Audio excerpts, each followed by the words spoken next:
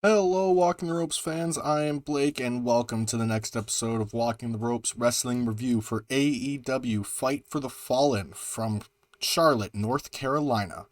In today's show, we have an epic 10-man elimination tag team match, a championship celebration, teams collide for the first time, and blood is spilled in the main event. But before that, make sure to check out the Walking the Ropes link tree for all things Walking the Ropes. To open the show, we had the 10-man elimination tag team match between the Elite, Kenny Omega, Matt and Nick Jackson, Carl Anderson, and Doc Gallows versus the Dark Order, Hangman Adam Page, Evil Uno, Stu Grayson, John Silver, and Alex Reynolds. To start out the show even, the Elite made one of the greatest entrances in AEW so far. They did kind of a Space Jam-esque thing. It was so cool. I highly recommend you check it out. And then to start off the actual match, it looks like it's going to be Kenny versus Hangman, but it ends up actually being Carl first because Kenny doesn't want to face Hangman right now. And Adam starts just tossing him around and taunting, and the Elite jumps in, he taunts the Elite, and Kenny jumps in, and then a big brawl as all the teams kind of come in. Yeah, as always, that happens, and that happened really quickly in this match. The Elite takes too much time taunting while they're doing four suplexes, and the Dark Order reverses them into their own. Reynolds then hits a superplex from the top rope onto Nick Jackson into a pile of the two teams outside of the ring. Everything kind of spilled outside, and that's when that happened. Adam then tags in Reynolds, and Carl starts to take control from there as the Elite 5 teams him. Reynolds then gets out of the way of Doc, and the Dark Order then does to Doc what just happened to Reynolds. And then Carl then runs at Silver, who had just hit Doc, and he moves out of the way, and he hits Doc, and then Silver and Reynolds double team Carl with an elbow and a big stunner and roll him up for a near fall that was broken up by Doc Gallows. Reynolds then dumps Doc outside and is quickly rolling up by Carl for the elimination. Carl Anderson then eliminates Alex Reynolds. So that is the first elimination. It is now 4-on-5 for the Elite. Evil Uno then distracts Carl as the Dark Order gets around him, and Carl is four-teamed by Evil Uno, Stu Grayson, and I believe it was Page and Reynolds. And then Uno and Stu follow it up, and they hit the Fatality for the elimination. Evil Uno eliminates Carl Anderson. And I hope that in some way these tag team matches between Carl, or these tag team interactions between Carl and other teams, or between the Good Brothers really and the other teams here, turns into title matches in Impact, because that would be so cool. Because there's nothing really wrong with the tag division in Impact. It's just I feel like every single one of them have kind of had a shot already. And then Matt runs in, and Uno stops him, and the Dark Order takes control further from here. John Silver tosses Matt across the ring multiple times, and Uno and Stu double team Matt with a nice power bomb. But Kenny then breaks the fall, which is in just the nick of time, otherwise he would have lost one of his best men. Silver then kicks Matt in the chest, and Uno and Stu double team him for another near fall, broken up by Nick this time. Grayson's in control of Matt, and he goes for the nightfall, but Matt fights out, and Matt and Doc go to double team Stu, but he fights out, and Doc kicks Matt by accident. Stu goes for the nightfall once again, but on Doc, but he fails. Doc's just a bit too big. Stu and Uno double team Matt and Doc, and Kenny breaks up the pin that happened on Doc. Everyone comes in and starts to brawl yet again, and Stu hits a Sky Twister press. He does kind of miss here, which is really scary. Seems to kind of hurt his hip. He lands kind of in the middle of the pile on the outside, And then Stu and Doc quickly brawl to the fans, and Stu goes for a dive in the audience, and Stu and Doc get eliminated. They are counted out. They basically just eliminate each other. And then back in the ring, Kenny and Uno go back and forth, and Uno gets a near fall, which is kind of nice. Uno goes to the top, and he hits a senton, but Kenny's knees were up, and he hits the V trigger, followed by the one-winged angel, and that's the elimination on Evil Uno. John Silver comes in and starts to beat on Matt, but Matt gets the thumb in the eye and distracts the ref, while Nick then chokes Silver. Matt and Nick double team Silver, and Nick hits a big bulldog and basically just spikes Silver into the mat. Nick follows it up with a leg lariat, and Nick and Matt and Kenny just have fun, and they're playing basketball. And then they decide that they better get back into the match. They double team Silver, and then they also double team Paige on the outside of the ring. They hit a double powerbomb onto the apron, and we don't see Paige for a little while after that. Silver tries to fight back as best he can, but Matt stops him and takes him to the corner. Silver does dump Matt outside, and Nick and Silver go back and forth here. Silver hits a dive on Kenny and then takes out Matt and hits the airplane spin on Nick for a near fall. Silver starts to roll here, but is quickly stopped by Kenny with the V trigger. The Elite, they set up the hoop on the outside of the ring that they had at their entrance. They grab the ball, and then Nick and Matt hit the Indie Taker outside with the slam dunk. They missed the slam dunk, but it's okay. The Bucks hit the BTE trigger on Silver for the elimination, and it is now just Adam Page versus 4 of the Elite. The Bucks let Kenny and Adam stand off here. Or sorry, it's 3, sorry. Doc counted out, I forgot. The Bucks let Kenny and Adam stand off, and Kenny spits right in his face, and they just go right at it. The Bucks hit super kicks, and then the super kick party from the 3 of them for a near fall. Matt and Kenny set Adam up, and Nick hits the 450 with Adam suspended in the ropes for a near fall. Kenny goes for the V trigger, but Adam fights out and takes him out, and then takes out the Bucks as well. Adam then hits a moonsault to the outside, and Kenny and Adam go back and forth, and Adam gets a near fall that is broken up by Nick. Adam goes once again for the buckshot lariat, but Matt fights out. Adam does fight back. He again goes for, he hits the double buckshot lariat on Matt and Nick. Nick rolls out. Matt gets eliminated. So it is now just Kenny and Nick. Kenny grabs one of the tag titles. The ref grabs it from him, and then he grabs the AEW World title and goes to hit Adam with it. But Adam ducks, hits the Deadeye for a near fall. Adam sets up for the buckshot, but Nick stops him and distracts the ref, and Adam goes for the buckshot again, but Kenny grabs the title, hits Adam, and gets a near fall. Kenny then hits multiple V-triggers, the one-winged angel, and that's it. The Elite defeats the Dark Order. For my Malteser scale, I gave that a 4.5 out of 5. It was a fantastic match. And again, I really don't see this as the end of this story, but it's doing exactly what I thought it would. I didn't think Hangman was going to get his title shot just yet. I think they're holding off for a bit later, and I'm really excited to see where they go from that. Pac then talks alone because he says someone canceled Lucha Bros' car. Chavo and Andrade appear, and they say, don't worry about it because the Lucha Brothers, they'll come. Because Andrade got them picked up in a limo.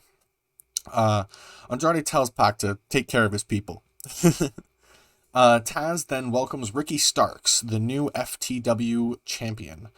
A live band plays Starks to the ring, and Starks talks about how he won. He says that he was the glue for Team Taz and kept Cage from tearing them apart. Talks about how Cage tries to become a star, but Starks already is one. And then Cage makes his way to the ring. He takes out the trombone player and the drum player, and then goes in the ring, and Starks throws flowers in his face and runs. Smart idea.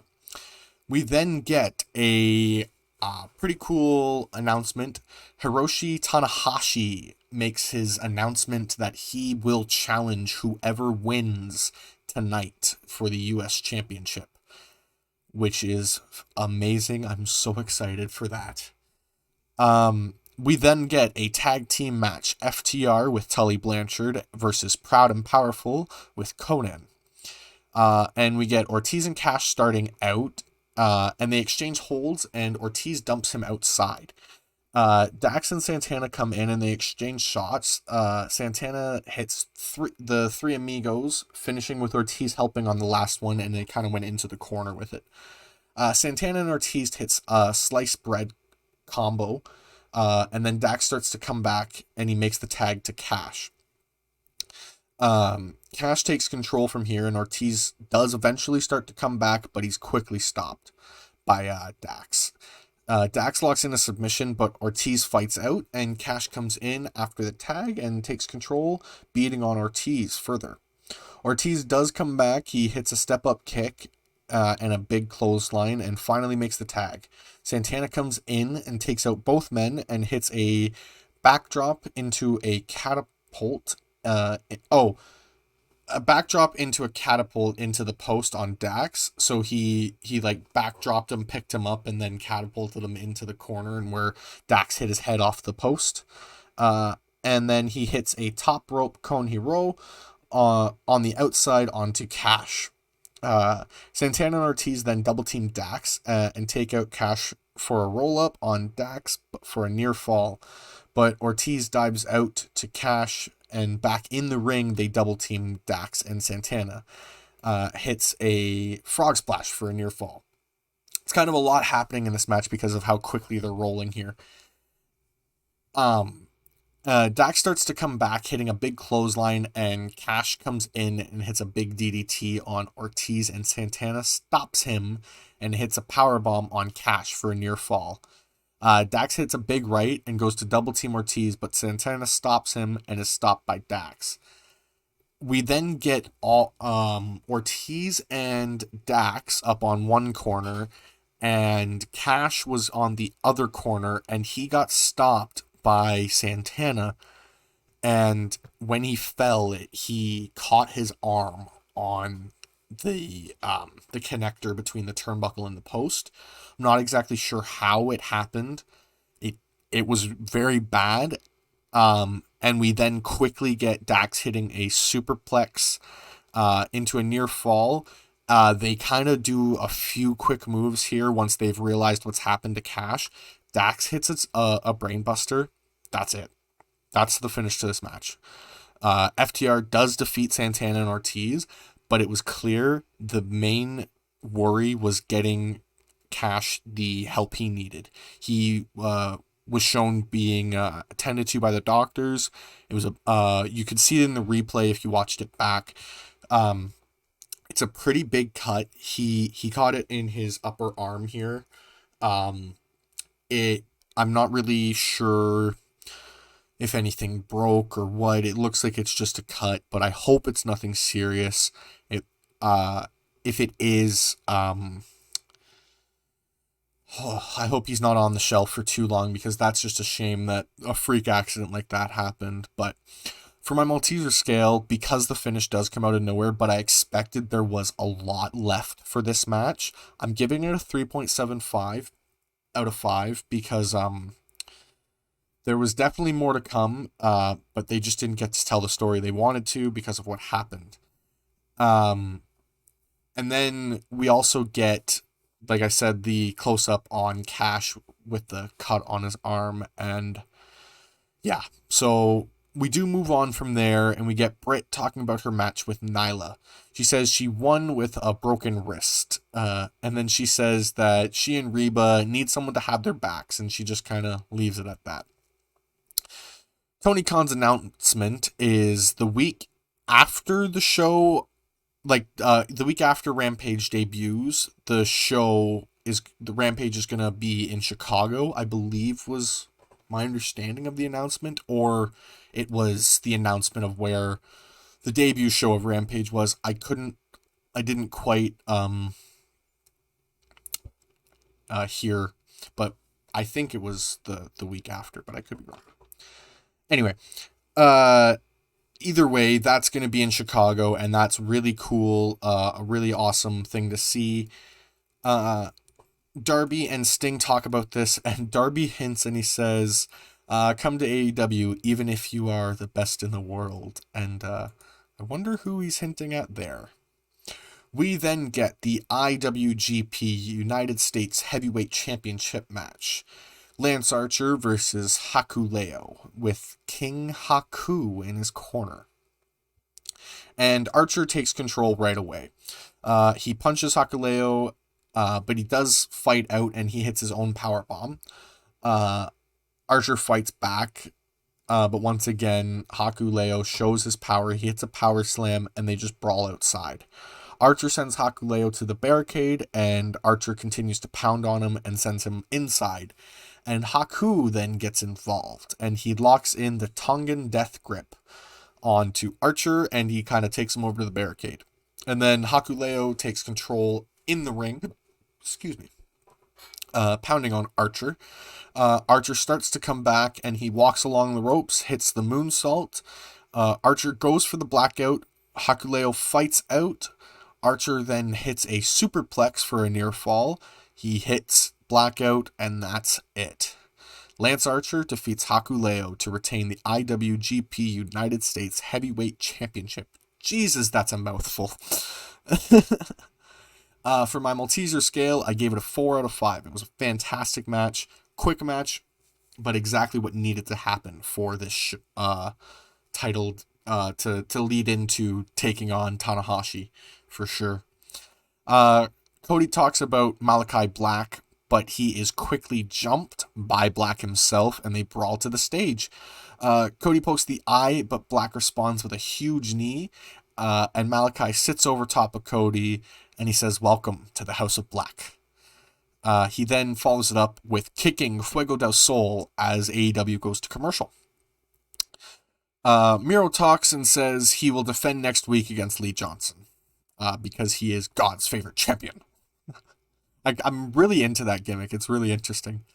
We then get a trios tag team match. The Hardy Family Office, Private Party and Angelico, with Matt Hardy in their corner, versus Jurassic Express, Jungle Boy and Luchasaurus in this case, and Christian Cage. We get Cage and Angelico exchanging shots to start out, and then Jungle Boy and Cage double team Angelico. Jungle Boy takes control from here, and he hits a drop kick, and goes outside. Hardy takes out Jungle Boy, and Christian chases him out of the ringside area, and that's the last we see of Matt for a little bit. Or, I think for the rest of the night. And then in the ring, we get Cassidy is in control of Jungle Boy, but Private Party goes for a double team, and Jungle Boy fights out and gets the tag to Luchasaurus, and Luchasaurus comes in and he does his Luchasaurus things, takes out everyone, and hits a suplex on all 3 of the opponents, because they kind of all tried to grab each other to anchor them to the ground, and it didn't work because he is a literal dinosaur.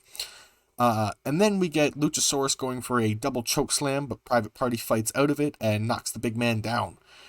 Private Party takes out Cage quickly here. Jungle Boy comes in, hits a big dive to the outside, and we get in the ring. Luchasaurus choke slams Mark, tags in Cage, he hits the frog splash for the win. Jurassic Express and Christian Cage defeat the Hardy Family Office. For my Malteser scale, I gave this a 3.5 out of 5 because it was a fantastic match, but a little quick. Definitely needed to be quick because we were quickly running, I shouldn't say quickly running out of time, but we were getting towards the end and we still had a pretty big main event to come. After the match, we get the Blade hitting Cage with the brass knuckles, which is a interesting tactic. That it's confirmed later they'll have a match. I believe it's next week. We then get a singles match, Julia Hart with the Varsity Blondes versus Thunder Rosa.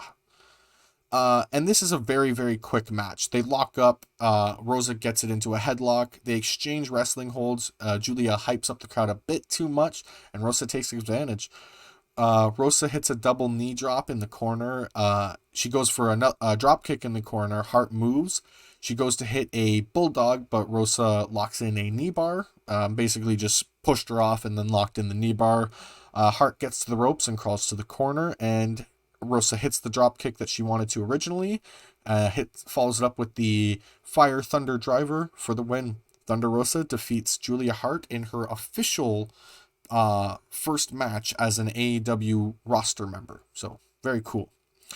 For my Malteser scale, I give it a 3.25 out of 5. Again, it was a bit quick, but it had to be again because of what was coming up next. We needed to just have these quick little matches to get us ready for what was about to come. Speaking of what's about to come, Moxley then talks about how the Olympic teams could make it to Japan, but he can't. And as soon as he loses the U.S. Title, Tanahashi shows up. He says he sent contracts to New Japan, and he'll see what happens. Says maybe Tanahashi learned something from all the people Moxley has beaten, but the Forbidden Door may be open, but nothing good is on the other side. We then get our main event of the night, the second Labor of Jericho, a no-rules match. The Painmaker, Chris Jericho, versus Nick freaking Gage. And wow, if you thought they were gonna, whitewash Nick Gage here, they didn't. It was Nick Gage. You got Nick Gage. If you wanted him, you got him. It was 100% exactly what I expected it to be. Right out of the gate, Gage pulls out the pizza cutter and he cuts Jericho's arm with it. He then hits a spine buster followed by a big boot, and then they brawl to the outside and Gage pounds on Jericho. Jericho sends Gage into the barricade and then back into the ring. Jericho goes to the top rope but is quickly stopped by Gage. Gage hits a superplex followed by a Falcon Arrow for a near fall. He actually held on to it, showing off some really nice wrestling skills for people who think he can't wrestle. Gage goes for a big boot in the corner, but Jericho fights out and locks in the walls of Jericho. MJF alludes that if Nick Gage loses, he will not get paid. I wanted that to be said here because when I heard that, I was like, I wonder if they're going to do something if Gage does lose here. I wish Max nothing but the best of luck if he decides to not pay Nick Gage. Jericho then pounds on Gage outside, but Gage sends him into the ring post. Nick Gage then grabs light tubes from under the ring. I honestly thought light tubes were not going to make an appearance in this match. I was wrong. Jericho, while this is happening, grabs Floyd from under the ring. Jericho goes for a big swing, but Gage, I misspoke. Jericho smashes Gage with Floyd the Bat, so that way he didn't get hit with the light tubes, but it does show that that Jericho is busted open from the post smash. Jericho goes for a big swing, but Gage fights out, hits a choke breaker, I believe, and then pulls out the pizza cutter once again. And Gage drags the pizza cutter across Jericho's forehead multiple times to different sides of the fans showing it, and just it was brutal. He then digs under the ring and grabs a chair and a light tube. Jericho hits a low blow to stop Gage from using the tube. Gage then knocks Jericho down again and hits an elbow drop with the chair on Jericho. Gage gets someone to put glass in the ring while Gage is getting in the ring, get Jericho set up in the ring. He then sets up the glass that was put in the ring between two chairs and lays Jericho under it, and he goes to hit a body drop of some kind onto the glass to send shards into Jericho, but Jericho fights back. He hits a Hurricane Rana into the glass, sending Gage into the pane of glass. It was brutal. Jericho goes for the code breaker, but Gage kind of holds on to him and makes sure to drop him right onto the shards of glass. And then Gage smashes multiple light tubes over Jericho's head and body, and then hits a pile driver onto the glass. Gage grabs a piece of the light tube and stabs Jericho in the forehead with it.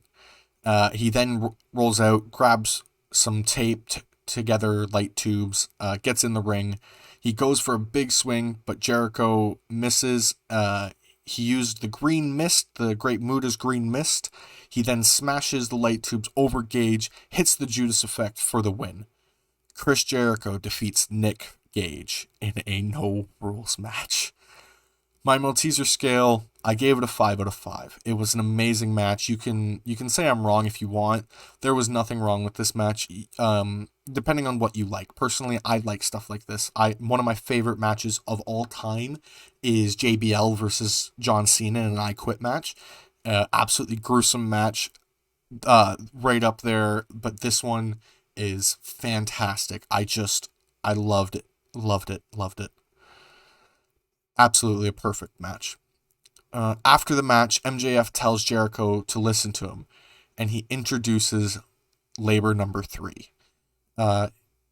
He says Jericho has to hit a top rope move to win, and his opponent is Juventud Guerrera. Reigniting an old rivalry from WCW. Cannot wait. Overall, for my AEW Fight for the Fallen, I gave it a 4.75 out of 5. It was a pretty well perfect match. I would have preferred a couple of the matches to gone a bit longer, like I said, and that probably would have bumped it up to the perfect match, but all in all a near perfect show. The segment of the night for me was Hiroshi Tanahashi announcing he's challenging, and the announcement that Juventud Guerrera is coming to AEW. I'm so excited for that. My match of the night, I give it to the second labor of Jericho. If you disagree, you're wrong. I'm sorry. My wrestlers of the night, and yes, it is wrestlers of the night, is Chris Jericho and Nick Gage. Both men deserve it without a shadow of a doubt. Nick Gage proved he deserves to be on the main roster of any TV show, and I look forward to seeing him in the future. But that is all for this episode of Walking the Ropes Wrestling Review. Thank you all for dropping in. If you enjoyed, make sure to like, subscribe, and hit the bell icon to get notifications whenever we upload a video. And I'll see you in the next one.